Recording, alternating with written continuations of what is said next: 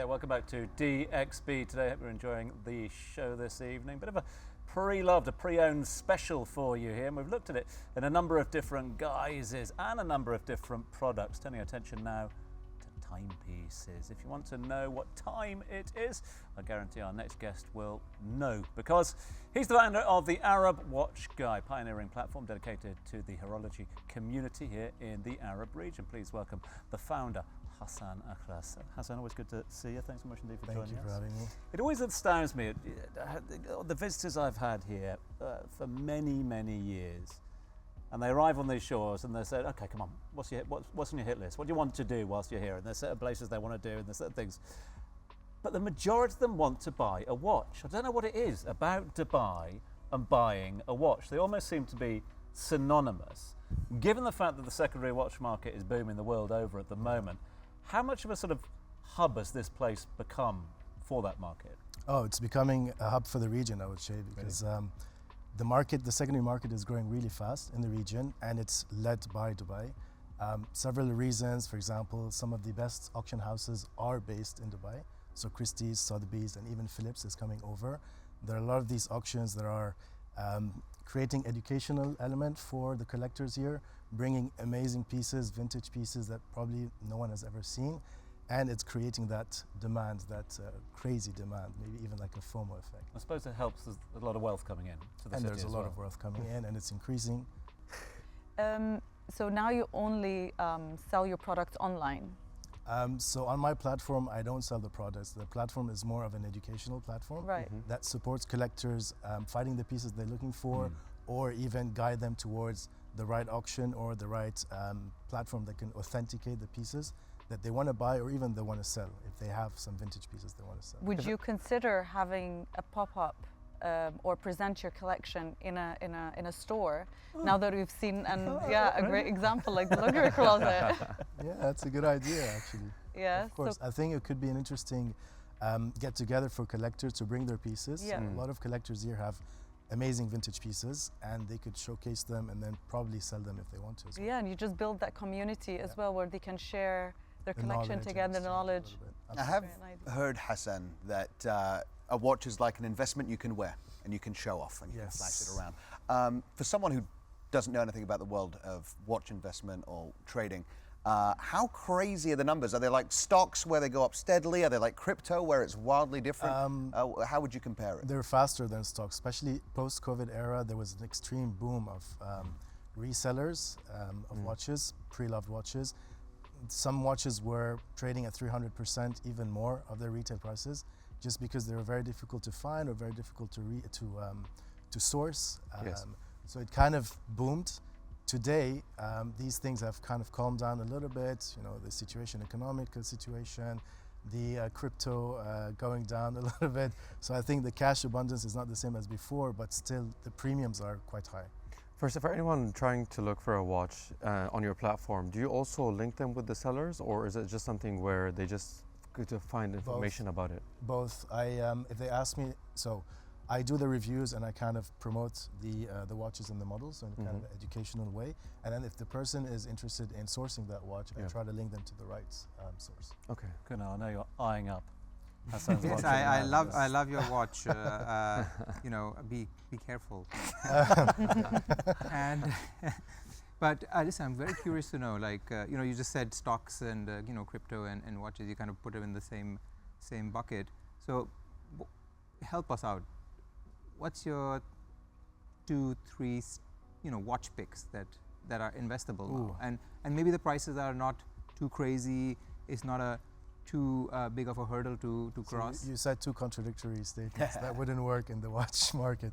If you want to invest in pieces that would actually get you investment grade returns, then the initial payment should be high, because those watches are already very rare. So I would take, for example, a Patek Philippe 1518. That's one of the models that everybody's looking for, and you usually can't find them except through auction houses, so Sotheby's, Christie's, etc. And the initial investment, or to be able to buy it, you're talking about several, I would say, $100,000s to $1 million. And then, of course, if you want to resell it after a few years, then of course you can make a lot of money out of it. But your initial investment is quite high. and for the others, it's almost the same. Well, and I don't know if this counts as to the boom, not just the global boom, but the boom in demand here and the boom in the market, is that I've spoken to a lot of mates back in the UK who've looked to relocate here, and one of their reasons is that they can wear their watch, Yes. Exactly. which is not a problem, that we have here as well. But again, if people have worked hard, if they've got an investment that they want to show off on their wrist, you want to show it off. Yes, absolutely. This is the best place, actually. Dubai is the best place to wear your watches. Anything from diamond setting, jet setting, crazy pieces, extremely rare pieces, you're always safe. You don't care. Safe, yeah. And that's In not the London case is an around the world. No, I mean, if I go to London, I'll wear an Apple Watch. Yeah. So Definitely, that's or all no I can watch do. as well, because I you never know. probably not, yeah. Europe a little bit. It depends where you are in Europe. So Yeah. like, Paris, Monaco, maybe. But most of the times when in Europe at the moment, it's quite challenging to wear a proper watch.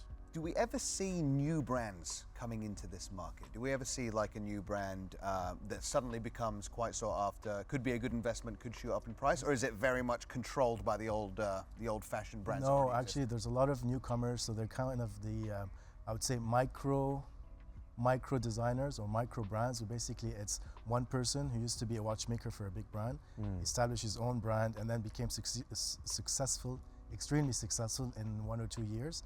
And now their pieces are sought after with collectors, and because they don't produce a lot of these watches, so for example, they could be producing 50 watches a year, and then their watches become extremely sought after in the secondary markets with premiums, very high premiums. Well, Hassan, I just wanted to thank you for joining us on today's episode. Thank you for having me. And we've got something, which is the XPN 60 with Faris, so take it away. Absolutely. Before we say goodbye to you, Hassan, and to our guest co-hosts, it's the first time we've done this with 2 guest co-hosts. We have DXBN 60, where we try and get to know you in as little time as possible. 60 seconds, quick fire questions. I'm going to alternate between the 2 of you, all right? And we're going to start the clock in 3, 2, 1. Kunal, what was your first job? Working for my family business, my father. Mena, what is your motto in life and in work? Play hard, work hard. Love it. Kunal, what is your favorite pre-loved item that you own? My Loro Piana sneakers. Mena, if you could have dinner with anyone, dead or alive, who would it be? My father, That's because he's an inspiration for me. Kunal, best piece of advice that you still live by? Give it your best every day. Mena, what is your favorite way to unwind after a stressful day? Just sit with my kids, have a beautiful conversation about what we've done throughout the day. Beautiful. Kunal, what is your go-to restaurant in Dubai if you had to pick one? The main. Oh, that's a good one. Mena, a book, movie, or series that you can recommend to us? Friends. Friends always makes me laugh. Me Yeah. too. Kunal, if you could have any superpower, what would it be? I'd be as smart as Elon Musk. Oh, very nice. And Mena, I'm actually going to ask this question to both of you. We're out of time, but why Dubai? It's a land of opportunities, land of innovation. Kunal, why Dubai? It's a meeting ground for East and West, and me and my wife, we come from very different countries, so it's perfect for us. Absolutely. Thank you so much. You can wear your posh watch here as well, can't you? You can wear whichever watch you want as well. Listen, Mena, Kunal, thank you so much indeed for being Thank our you guest so co-host. much. Really appreciate your input today, so thank you for doing that one.